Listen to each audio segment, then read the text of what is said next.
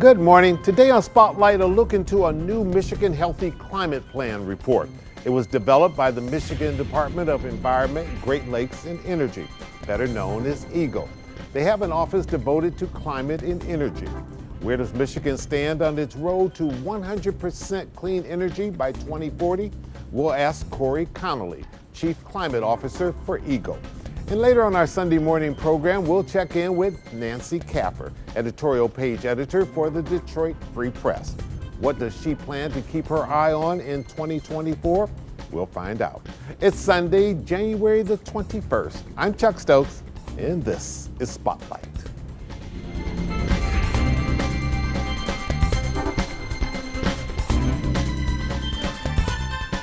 Corey Connolly, thanks for joining us today on Spotlight. I know that you normally are based in the city of Detroit, but you happen to be coming to us today via Zoom from Austin, Texas. Is that correct?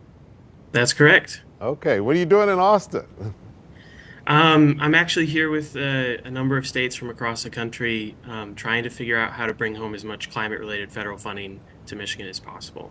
All right. Which ends up being a lot of my job right now. So. Well, then we want you to definitely be in Austin if it means bringing bacon back to Michigan. So thanks so much, and bring us some sunshine when you come back as well. You have released a new study. Tell us about this new report and this new study and what it means to Michiganders. Yeah, so we released the annual report, the 2023 report on the My Healthy Climate Plan and our progress to meeting the governor's climate goals. So I'll take a quick step back and just explain the My Healthy Climate Plan is the governor's plan to get to carbon neutrality by 2050, reduce emissions by 50 to 52% by 2030, and do so in a just and equitable way that creates jobs, lowers costs for Michiganders. So the governor committed to that in 2022. We laid out a roadmap. That's sort of our office's job.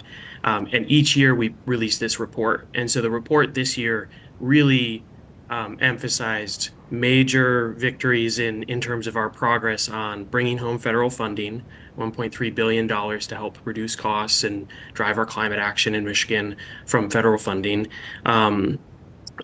Legislative progress that the Michigan legislature passed, groundbreaking clean energy legislation, and then additional kind of leadership by the governor across the board.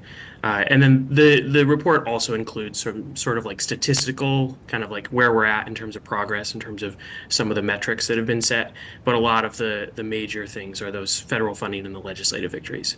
So if you had to give a grade to the state at this point in terms of how we're doing compared to our counterpart states, what would you give it? Well, I mean, I'm the chief climate officer for the state of Michigan, so me giving myself and the governor an A+ is a little cliche maybe, or feels like it might feel shallow. But I will tell you, when it comes to climate and energy, I really do think that other states are looking at Michigan right now and the leadership of the governor and our legislature. And I think we're, as it relates to federal funding, we're outcompeting a lot of states. In the Midwest, we're the #1 state for clean energy jobs. 123,000 is the last number I saw, is the latest number of clean energy jobs in Michigan. So we are really doing a wonderful job. And I know that because a bunch of the other states, I'm here with them right now. So. Yeah. Right. Absolutely. For the average Michigander, because these are things that are getting done. Some of them are visible, but a lot of them are up under the ground in other places, and so it's not the most visible, sexy thing you see out there. But for the average Michigander, explain to them why this is so important, especially long term in terms of competitiveness for this state. Yeah, absolutely. Well, I think #1, we're already seeing climate impacts in Michigan. We're seeing increased precipitation. We're seeing increased temperatures, and folks are seeing that in the shape of flooding, higher temperatures in the summertime. Where I'm from in northern Michigan, we've seen the change in the thaw and frost cycle. I'm originally from Northport up in Leelanau County, Okay. and that devastated the cherry industry for a few years. So there's that piece of it. But then we see this not just as a scientific imperative, but an opportunity to create jobs, lower costs. There's an economic opportunity that we have the ability to lead on, and I think we're really positioning ourselves to do so. As you look at, the global transition that's happening across not just the U.S. but the world, we're seeing a transition to electric vehicles. Increased renewable energy across the globe, battery storage, a variety of clean energy solutions. And I think it's going to equate to, Michigan's leadership when it comes to manufacturing, engineering, and bringing jobs to Michigan as we undertake this transition, not just here in the state, but across the country. Sure. I said it at the very top of the show in the open, but we probably need to reiterate it for someone who may have just tuned in. They see up under your name there the word EGLE. What does that stand for? The Department of Environment, Great Lakes, and Energy. All right, we need to take a quick little break. When we come back, I want to ask you about what may be the biggest challenge your organization as well as the state faces as we talk about this very important topic. We'll be right back with Corey Connolly right after this.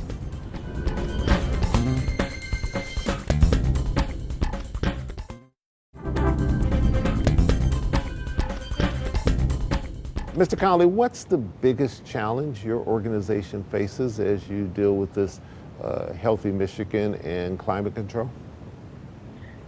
Yeah, I mean, I think the biggest challenge we have is just the kind of scale and the pace at which this transition is going to have to happen. There's an incredible amount of opportunities, but I think we got to move fast to address the climate crisis, and so that's going to mean a lot of new renewable energy, a lot of electric vehicles on the road, a lot of climate solutions deployed quickly.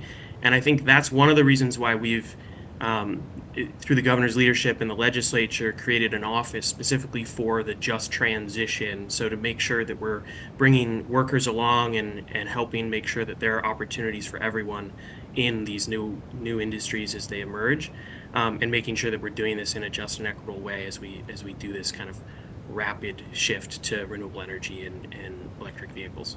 When you're at a conference like the one you're at, what are you hearing from some of the other states, and what do you hear that you like, and what do you hear that perhaps concerns you?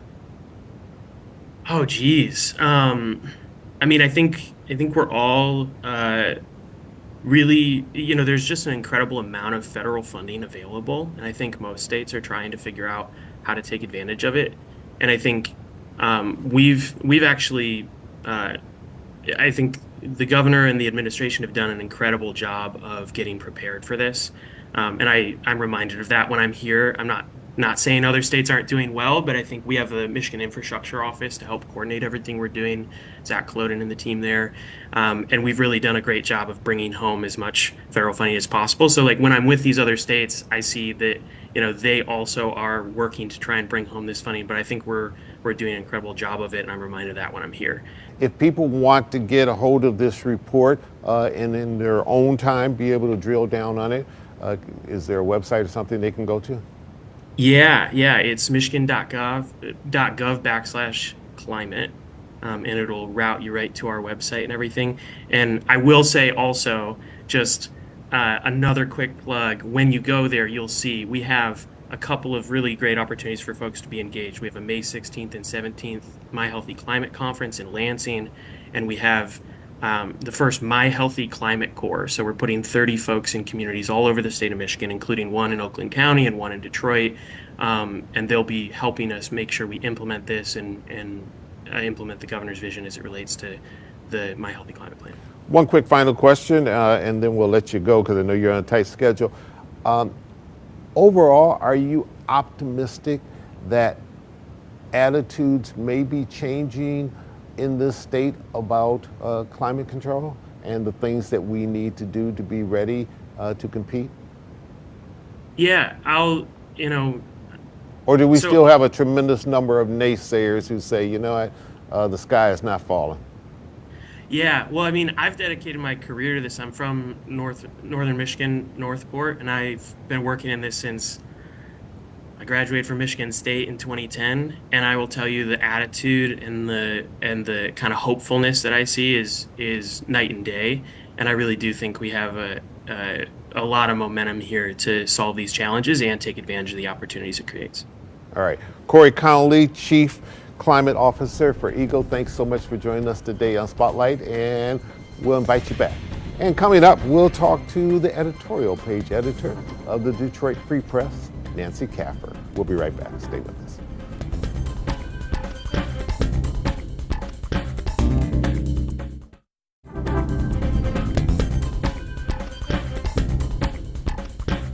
As you look at 2024, we're just kicking it off. What's on your radar? What do you anticipate that you're going to have to probably have a whole lot of opinions about? Well, I heard there's an election this year. Yeah, a little one coming around the corner. That is undeniably going to be the biggest story. We have two candidates who have historically bad approval ratings, and yet on one side, Republicans, there's a huge segment of the Republican Party that is completely committed to former President Donald Trump. Mm-hmm. They are not interested in anyone else. They use loyalty to him as a measure for other candidates. There are, in all the polls. And it's redefined the GOP. It has redefined. GOP party, I should say. Yeah, it is defined, yes, the whole party. We've seen even in recent polls that some people say that if he is, because of course he's also on trial for various criminal issues in various states, some people say that if he were convicted of criminal charges, they would be more likely to vote for him. A larger percentage of people say that it doesn't matter. It is, I think he continues to have this, just lock hold on presidential politics that I don't see us shaking anytime soon. And so this is going to be another election defined by Donald Trump. And Nancy, before we talk about the current president in office, as you see that manifesting itself in polls, does that say more about former President Trump, or does it say more about Americans and where we are and how we view democracy for or against these days? I mean, I think it's both, because certainly candidates who he's tried to, can pass his stamp of approval to have not fared well. I mean, look at our gubernatorial elections, in 2022. The candidates he had backed for Secretary of State, Attorney General, and Governor did not win. They lost really badly, actually. So part of it is his personal appeal to people. And yeah, but I think you can't appeal to someone if they're not in the market for what you're selling. So he's the most polarizing person I think maybe ever born, because there's some group of people that look at him and say, oh my God, how could you even think of voting for this person or wanting to be around this person or having anything to do with this person? He's repugnant.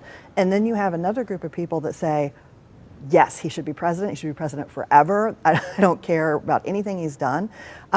He says exactly what's on his mind, doesn't worry about being politically correct, and thumbs his nose at the government and says, I'm going to change all that if I get back into office. And for a lot of people, they're saying, yes, that's the type of person I want. He says what's on his mind, even when that changes from minute to minute. And yes, they want him to go in and do the things he's saying he's going to do, even though he didn't really do those things when he was president the first time. He didn't, quote unquote, drain the swamp, or, I don't understand obviously, if you're familiar with the Free Press opinion page, you'll know that we, didn't support his candidacy. We're not likely to do that again. It's mystifying, to me personally, so I can't really explain it, but yeah, clearly a lot of people hear what he's saying and would like to see that in office for 4 more years. And President Biden, you said just a few seconds ago, he's down in the polls. He's gotten a lot of things through Congress and a lot of legislation. Normally that would make a president popular, but it doesn't seem to be making him more popular at all, and people talk more about his age and concern, and is he up for the job? I struggle with this one too. And you got Democrats saying, should he really be our front runner? I struggle with this one also, because, we knew 2 things about Joe Biden. Is that he's older, and that when he opens his mouth, he's going to sometimes say things that are a little nonsensical. And now folks are concerned about his age, and that when he opens his mouth, he says things that are sometimes nonsensical. And at the same time, like you said, he's passed a lot of domestic legislation that's had a direct benefit for people in need. The child care tax credit was a huge boon for working parents or parents who needed daycare or child care of any kind. We've had an amazing recovery from the pandemic. Inflation is still a concern, but it's going down. It's at a much lower rate than it was last year. We have very near full employment. We have actually, the economy is weird because we normally, inflation and full employment aren't normally kind of paired, but ultimately we have inflation now because we didn't have a recession during the pandemic. Mm-hmm. I don't think I'd be better off if we had had a recession in 2020, but prolonged job loss recession. But yeah, people are very negative on the president, and a lot of it, like you said, seems to center on his age rather than his record of accomplishment. When we come back, we're coming up on a governor's State of the State address. Maybe we'll preview that a little bit, and all this hoopla over the Detroit Lions. We'll be right back. Stay with us.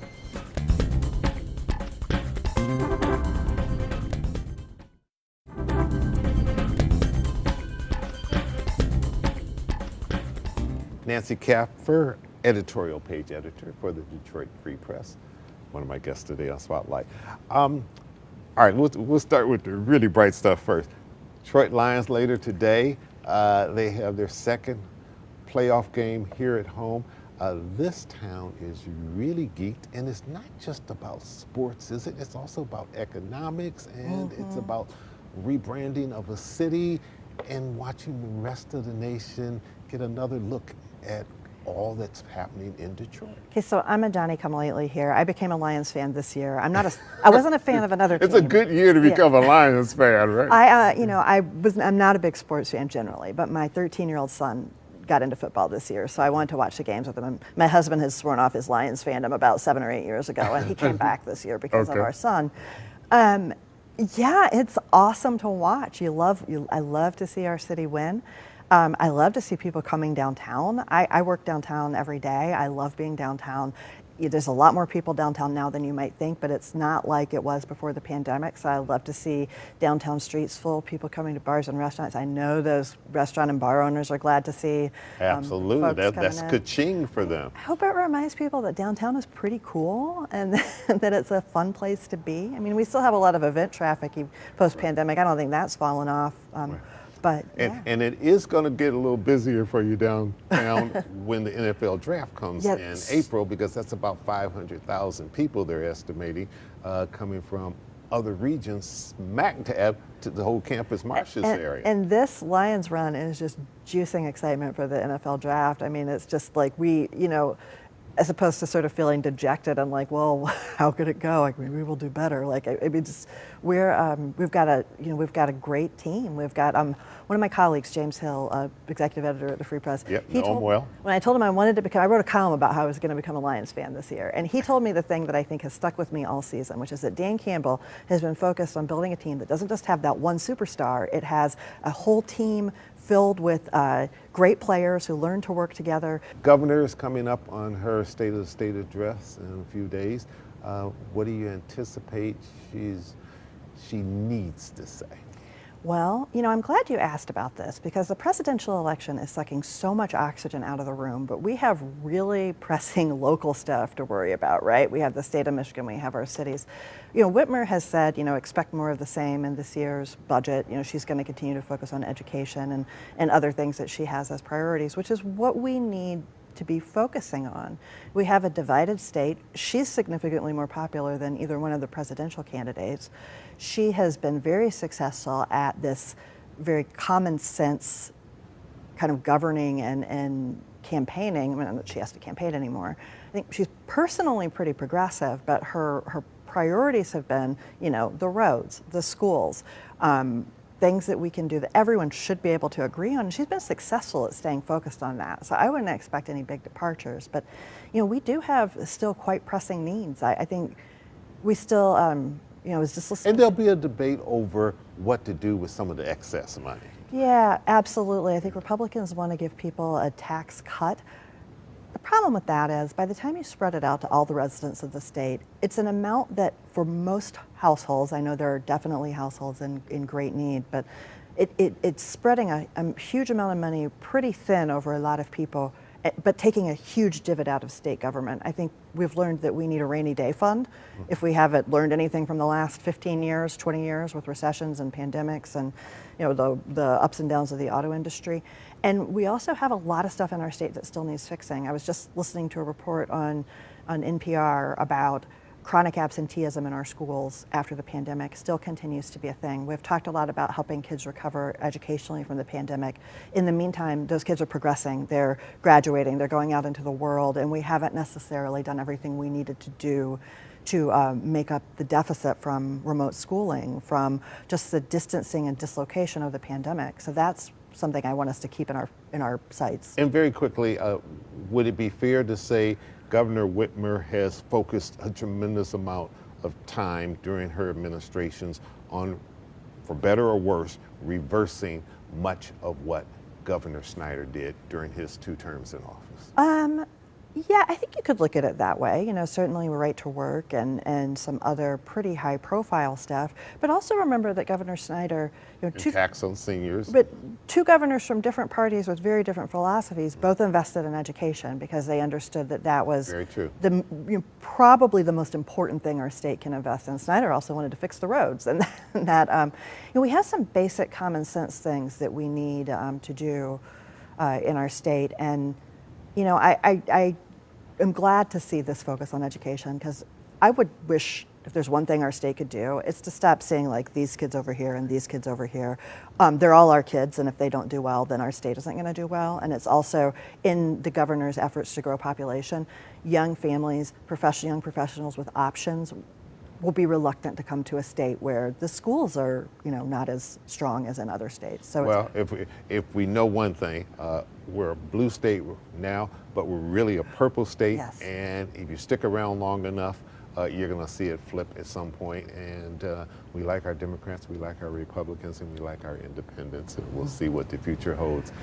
We thank Nancy Kaffer coming in and sharing her thoughts. We're going to do a lot of this year, get different colleagues in the building, out of the building, just to give insight to all of you there at home. And should be a fascinating year. I'm Chuck Stokes. We'll be back next week with more newsmakers in the spotlight. We hope you have a great week.